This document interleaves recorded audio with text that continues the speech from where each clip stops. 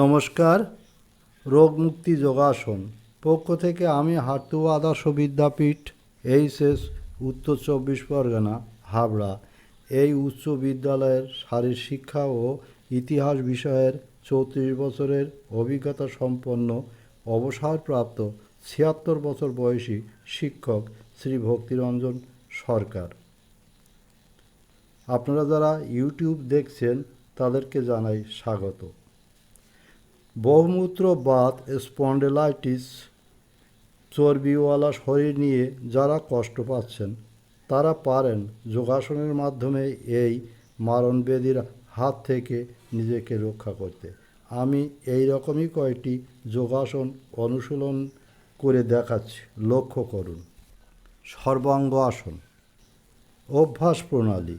একটি নরম বিছানার উপর হাত দুটি তালু নিম্নমুখী করে দেহের পাশে রেখে চিত হয়ে শুয়ে পড়ুন টান টান হয়ে।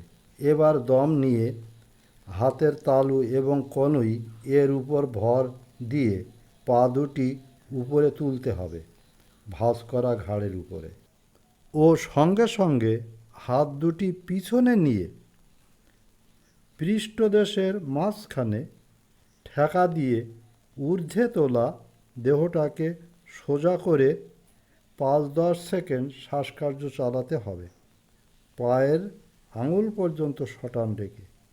এরপরে আবার দম নিয়ে হাত দুটি কোমর থেকে পৃষ্ঠদেশের মাঝখান থেকে সরিয়ে বিছানায় রেখে হাতের উপর ভর করে দম ছাড়তে ছাড়তে শরীরটা নামাতে হবে এবং 1 মিনিট শবাসন করে আবারও অনুশীলন করতে হবে।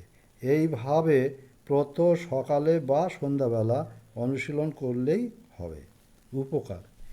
এই আসন থাইরয়েড ও স্নায়ুমণ্ডলীকে সতেজ করে, স্থূলতা কমায়, হাঁপানি কমিয়ে দেয়, মেরুদণ্ড সতেজ হয়। এই আসনের পর হলাসন করা আবশ্যিক। প্রাচীন ঋষিরা বলেন সর্বাঙ্গ আসনে সর্বরোগ দূর হয়। সাবধানতা। যাদের রক্তচাপ আছে তারা এই আসন করবেন না।